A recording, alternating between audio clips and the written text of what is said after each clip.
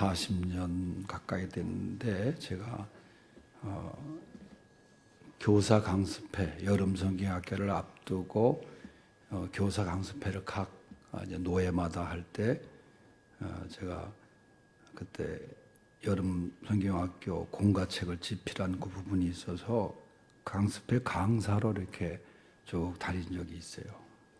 그런데 그 중에 한 곳이 전라남도 여수 노회였습니다. 그래서 당시 성광교회라는 데서 강습회를 하고 이제 쉬는 시간에 거기에 있는 목사님 안내로 제가 가고 싶었던 곳이 여수에 있는 애양원이라는 곳이었습니다.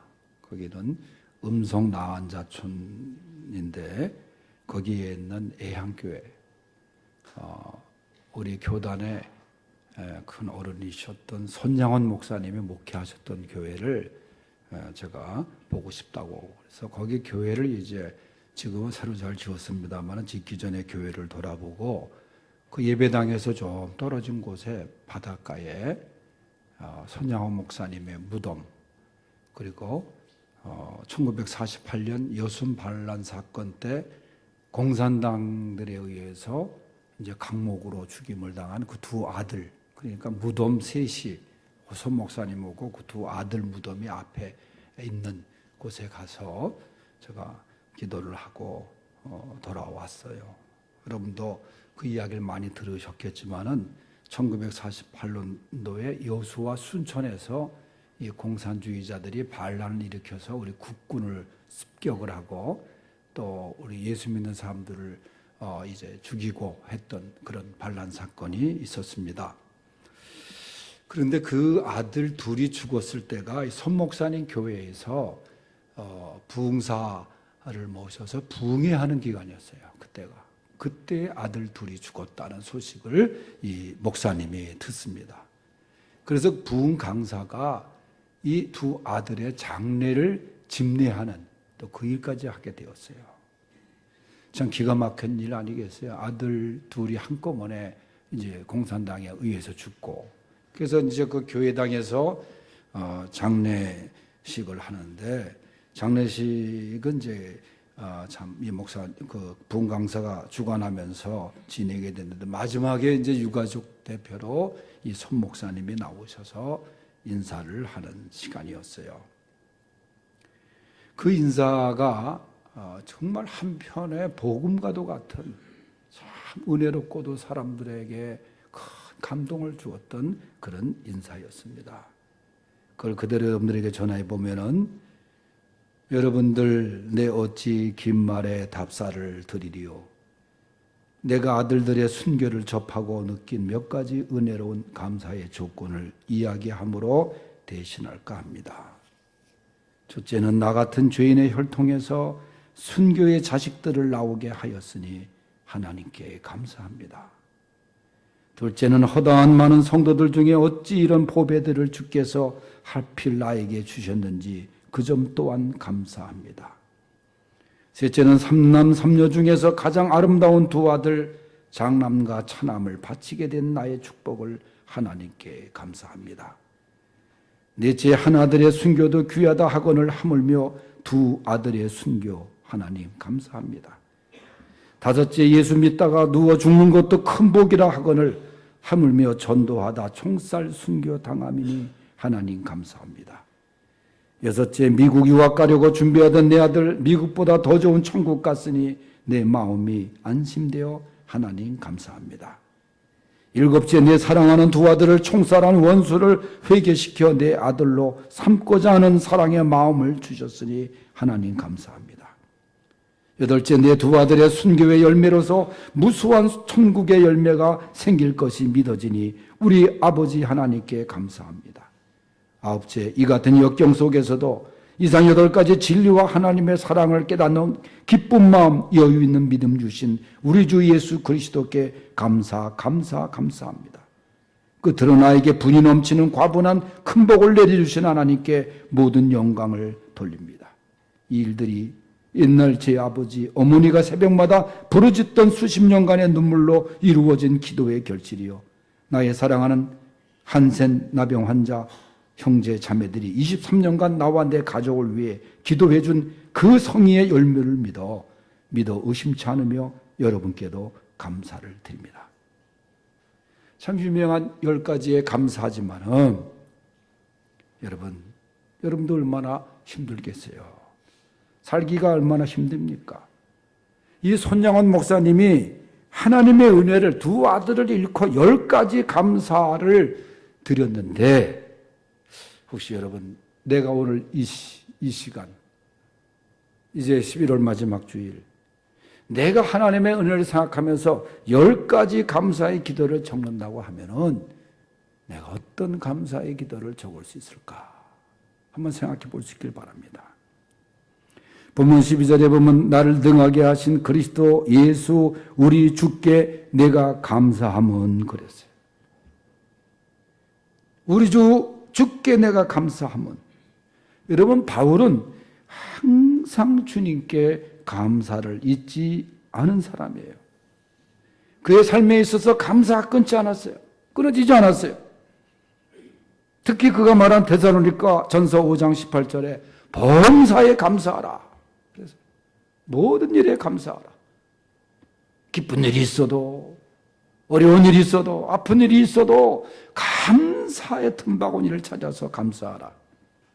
그리고 이것이 그리스도 예수 안에서 너희를 향하신 하나님의 뜻이라고 그랬어요. 범사에 감사하는 것이 하나님의 뜻이라고 그랬어요. 여러분 믿음이라는 것은 감사와 정비례하는 것입니다. 감사의 반대는 불평, 불만이에요. 믿음과 불평은 반비례하고 믿음과 감사는 같이 가는 거예요.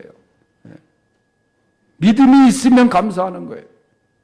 예수님도 감사로 하나님께 영광을 돌린다 말씀하셨는데 누가복음 11장에 나오는 10명의 나병 환자가 고침을 받았지만 한 명만이 돌아와 감사했잖아요. 그때 하신 말씀이 뭐예요? 이 사람 외에는 하나님께 영광을 돌리러 온 자가 없느냐. 그러니까 감사가 하나님께 영광이 되는 거예요. 감사로 영광을 돌리는 거예요. 오늘 바울의 이 감사가 우리의 감사가 될 수 있기를 바랍니다. 첫째로 그는 나에게 직분을 맡기심을 감사합니다. 그랬어요. 12절 본문에 나를 능하게 하신 그리스도 예수 우리 주께 내가 감사함은 나를 충성되이 여겨 내게 직분을 맡기심이니 그랬어요. 바울은 주님을 말할 때 나를 능하게 하시는 주님이라 그랬어요. 능력의 주님이라 그랬어요. 자기가 살아가고 자기가 사역하고 하는 모든 힘과 원천이 어디서 있느냐? 능력이신 예수님께 있다. 그렇게 고백했어요. 우리가 잘 아는 빌립보서 4장 13절에 내게 능력 주시는 자 안에서 내가 모든 것을 할 수 있느니라. 바울의 고백이고 우리의 고백이 되어야 합니다. 그리고 능력 주시는 예수님께 대한 감사, 나를 전도자로 삼아주신 것 감사,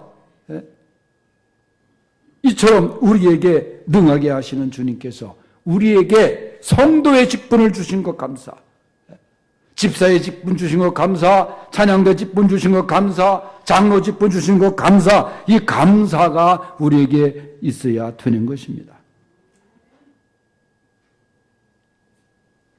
요즘은 왜 이렇게 모태 신앙이 많은지 몰라요. 직분에 대한 감사가 아니고, 물론 세상도 바빠지고 얼마나 바쁘게 살아야 돼요. 오늘 우리에게 이 귀한 성도의 직분, 우리에게 귀한 직분 주신 것은 우리를 충성되이 여기셨기 때문이라 이거예요. 주님이 우리를 충성되이 보셨다 그 말이에요. 이 주님의 부르심, 우리를 불러주신 것 그 은혜 얼마나 감사합니까? 제가 아는 그 장로님 한 분이, 제가 그 정신요고에 있을 때 학부형이었었는데 그분이 김영삼 대통령 때 장관으로 부름을 받고 청와대로 임명장을 받으러 가는데 자기가 이 몰고 가는 자동차가 펑크가 난 거예요. 그러니까 이 옛날 타이어는 또 펑크 나면 거 금방 이 가라앉지 않아요? 그러니까 대통령이 임명장을 주는데, 대통령이 불러주는데 늦으면 안 되잖아요. 그냥 그걸 몰고 그대로 그냥 청와대로 그냥 들어가니까 이 청와대 경비하는 사람들이 어떻게 이렇게 왔냐고 말이지. 안 늦으려고 펑크난데 그냥 그대로 덜덜거리면서 강화문을 건너서 갔다는 거예요. 그 대통령 임명장을 줘야 되는 늦으면 안 되니까. 여러분, 대통령보다도 천지 창조하시고 모든 것을 주관하시는 하나님의 부르심이 얼마나 귀하고 귀하냐 그 말이에요. 주님이 우리를 충성되이 여겨서 직분을 주신 거예요. 사실 바울 생각에는 내가 충성되이 여길 만한 그런 사람이었는가 생각해 보니까 너무너무 감사하고 너무너무 세상이 자기를 인정 안 해도 처음에 바울은 교회도 인정 안 했어요. 저렇게 손에 피가 많이 묻은 사람을 어떻게 우리 교회에서 받아들일 수 있느냐. 교인들을 그렇게 핍박하고 잡아 가두고 죽이고 했던 사람들인데. 그렇지만은 주님이 불러주셔서 직분을 맡겨주신 거 너무나 감사한 거예요. 천하고 무능한 나에게도 귀중한 직분을 맡기셨다. 이 찬송처럼 직분 맡겨주심을 감사할 수 있는 우리 귀한 성도들 될 수 있길 바랍니다. 두 번째는 주님의 긍휼로 변화시켜 주심을 감사했습니다. 13절 다 같이 읽어보겠어요. 시작. 내가 전에는 비방자요 박해자요 폭행자였으나 도리어 긍휼을 입은 것은 내가 믿지 아니할 때 알지 못하고 행하였음이라. 아멘. 이 바울은 자신의 과거를 말하는데 비방자였다, 박해자였다, 폭행자였다. 여러분 더 나가서 다른 말씀해 보면은 자기가 예수 믿는 사람들을 박해하고 사도행전 22장 4절에 보면 죽이기까지 했다 그랬어요. 살인자였어요. 여기서 비방자라 남에게 상처를 주고 모독하는 말을 그걸 말하는 거예요. 박해자는 뭡니까? 사냥꾼이 먹잇감을 추격하듯이 필사적으로 예수 믿는 사람들을 쫓아가서 잡아 가두고 죽였던 박해자였다는 거예요. 그렇게 교회를 핍박했던 사람이에요. 생각해보면 너무나 추악한 과거를 지녔던 사람이에요. 그래서 자기를 말할 때 나는 스스로 죄인 중에 괴수라. 그러니까 죄인 중에 우두머리라 그 말이에요. 그런데도 불구하고 주님이 긍휼을 베풀어 주셨다. 주님의 긍휼하심. 그 긍휼로 내가 변화된 것 감사하다. 여러분 우리가 변화받고 다 주님의 긍휼하심이에요. 행위가 아니에요. 에베소서 2장 8절에 나오잖아요. 너희가 긍휼을 말미암아 구원함을 얻었다고 말해요. 행위로 난 것이 아니라. 우리에게 긍휼을 베풀어 주신 하나님께 감사할 수 있기를 바랍니다. 이 긍휼하심이 얼마나 큰지 몰라요. 교회를 그렇게 주님의 몸된 교회를 핍박했잖아요. 이 사울이 담메색으로 가는 길에 주님을 만나서 사울아 왜 네가 나를 핍박하느냐 주님이 그랬을 때 바울이 그랬잖아요. 내가 언제 그러니까 교회를 핍박하는 것이 주님을 핍박하는 거예요. 교회를 핍박하면 안 돼요. 교회를 어지럽게 하면 안 돼요. 그 당시에 하나님의 교회를 핍박하는 그것은 얼마나 큰 죄인지 몰라요. 요즘 교회 헌법에서도 교회를 어지럽게 하고 하면 면직되고 출교되는 게 돼 있어요. 하나님의 몸된 교회예요.